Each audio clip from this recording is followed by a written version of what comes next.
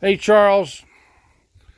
Okay, so we're here at the house, and instead of sending a whole lot of pictures, I'm going to do a walk around video, and that's going to accomplish a couple things. It's going to point out some specific areas that we're going to do, areas that need attention, areas that don't need attention, that would be a waste of time to do. Having spoken with you this morning, I've got a pretty good understanding of what you and the owners want. So we're going to walk around. I'm going to point out some things. I'm going to show you some areas that I've stained, and you can see side by side what the difference is. The focus, of course, is not blasting and then hand sanding everything off and restaining. Yes, it would look a little bit more uniform and perhaps a little better if that were done. The difference in cost between that and what you and I discussed is it's beyond monumental. So we're going to start with the log ends. This video is going to go about 14 and a half minutes. 15 minutes is a maximum that I could upload and send you the link to. And then we'll do another one for a few minutes after that if we need to.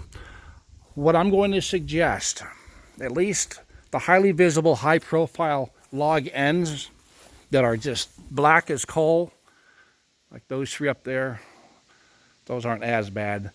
But like toward the front of the house, I'm going to suggest we grind those down with an angle grinder. And this is the result that we're going to get. Basically going from black to white and then restained. Pretty much brand new look.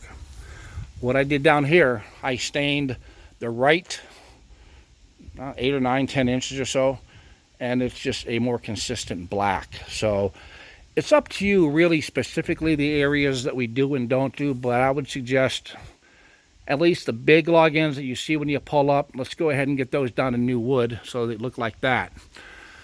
Maybe not so much the 12 to 14 inch logs around the perimeter. Again, that's up to you as well. But because we're not taking everything down to bare wood and starting over, there's got to be starting points and stopping points on what's done and what's not done. What you'd be looking at the end of this project is a much more consistent look, aesthetically appealing. Not as much of a gap between the light logs and the darker logs. Not a perfect match log to log. But you're not going to get that even if you blast and sand everything, because some wood is darker than others. So that's kind of the focus. I don't talk people into more work. When I put the proposal together, I'm going to focus on what I think would make a big difference in protection and aesthetics, and not spend a disproportionate amount of time on areas that aren't going to make an enormous difference.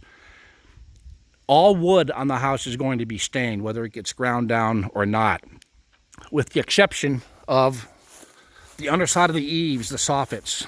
None of them are black. They're in good shape. I stained a couple of them so you can see the difference. Those three, kind of hard to tell with the lighting and shadowing. It added a little bit of color, not a big difference. But the problem here is, you see those drops? These soffits have never been in the sun. So the oil and or wax that's in the formula of the stain, it's tough to apply another coat of even itself on top. It's like, if you can see, there's a lot of drips on this bottom board. I don't know if you can see it in the video. You can't, unless you stay in one spot for 10 minutes and just brush back and forth, that's going to add 10 days of work with not a huge increase in aesthetics or protection. So I would suggest that we don't do those. We are going to do the extensions, the vertical supports, the logs. Let me know if you want the inside of the pump house stained. Still in good shape, of course, a little bit dirty. They'll look a little cleaner, a little crisper, a little bit more color. Not going to add a whole lot of time. So, no on the ceiling boards.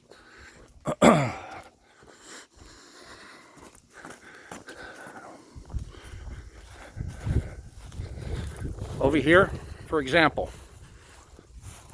the third log up, we stained the right 2 feet. Depending on the angle, you should be able to see it. Pretty good difference.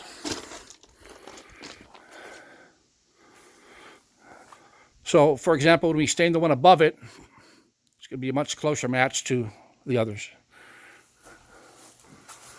Areas like this log and several like it, where it's as dark, that's the wood. That doesn't come out. We're not going to lighten up the look of the wood anywhere by pressure washing. We're getting dust and dirt, cobwebs, garbage like that off. But we're not taking off stain. You don't have any failed peeling stain anywhere. We wouldn't want to stain over that, but that's not an issue, so that's a good thing. Fascia boards all the way around the house get stained. They're all lighter, which is not unusual for fascia boards to lighten up in the sun quicker and more than the logs. So all fascia boards around the deck, mid-level, and up above, they all get done. Over here, I put stain on a couple areas. Hopefully you can tell. Up close and personal, there's a big difference. There you can see we stained about the last 2 feet of the log. And the stain we're using is the Sanson, the same stuff that's on the house. While it's not the most popular product in the industry by far, overall I'm surprised at how good the house looks with this product on it. There's no reason to change to another manufacturer. That's what I would suggest. On this big log coming out, we stained from here about 1.5 feet. Here you can really see the difference there.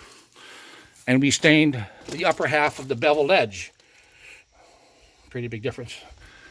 This one we stained the top half of the log all the way over, including most of the beveled edge.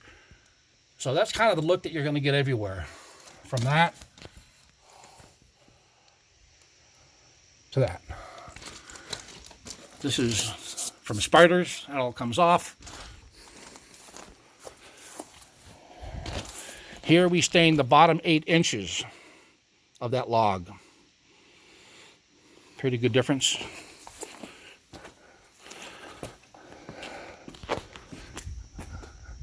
And again, it's up to you on what we do on the ends, but yeah, I'd grind the big ones all around the front entry of the house.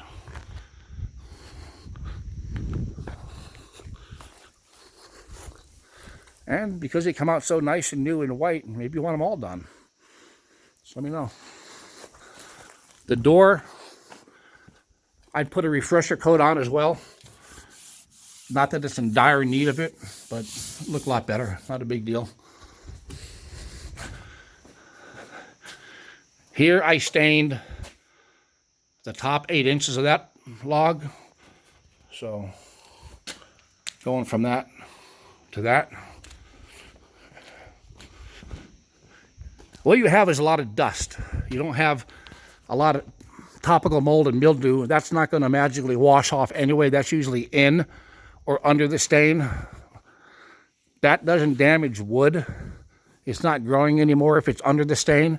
We can't take it off without stripping down to bare wood.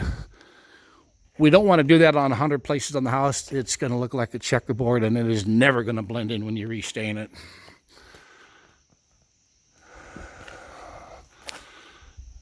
So for now, all the lower level, including these log ends, ground down. We'll have a boom lift here, so access here is not going to be problematic.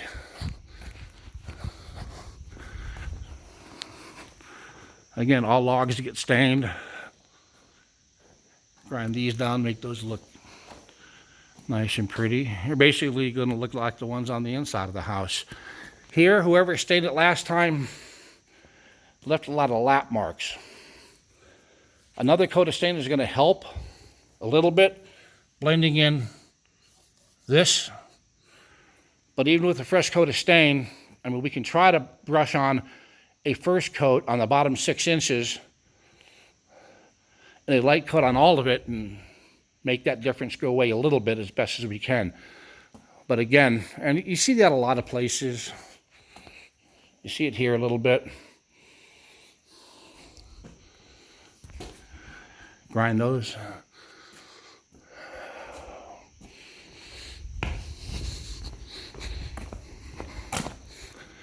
I put a little stain on the board around the deck in the front to kind of show you what it does. Not a huge difference, but a little bit. The closer you get, the better it looks. I stained, as you can see, the top board about the right foot length. I don't know if they're also replacing the railings on the front. If not, we can stain these. If they replace them, if they're done when we come back and do the work, we'll stain them anyway, depending when that's going to get done.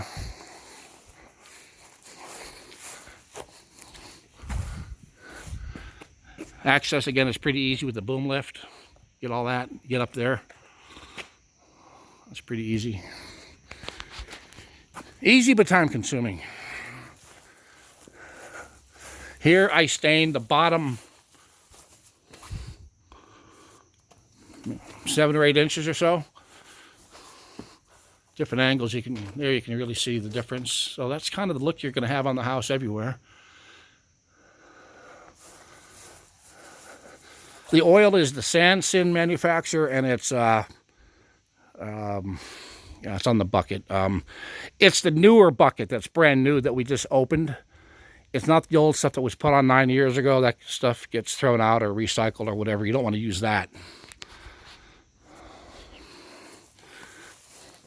So again, on this side, do we grind the big ends? Do we not? Do we grind the little ones up there? Do we not?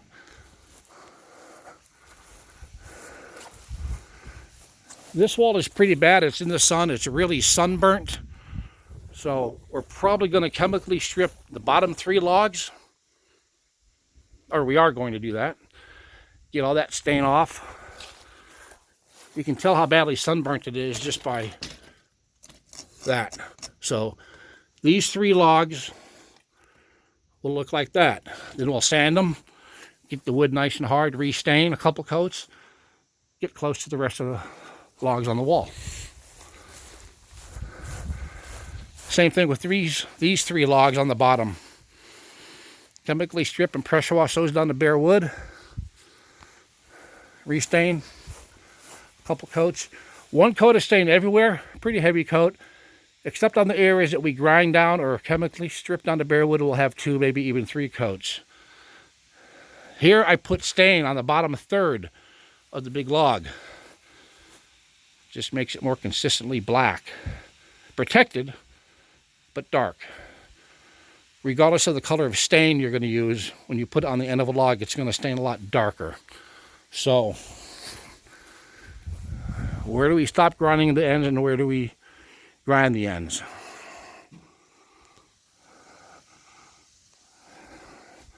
And this video, of course, helps me out when I put the proposal together this weekend, so I know what to do, what to include, and what not. We're getting close to the maximum length of the video that I can upload, so we're going to stop it here and continue for about another 5 minutes. So there'll be 2 videos.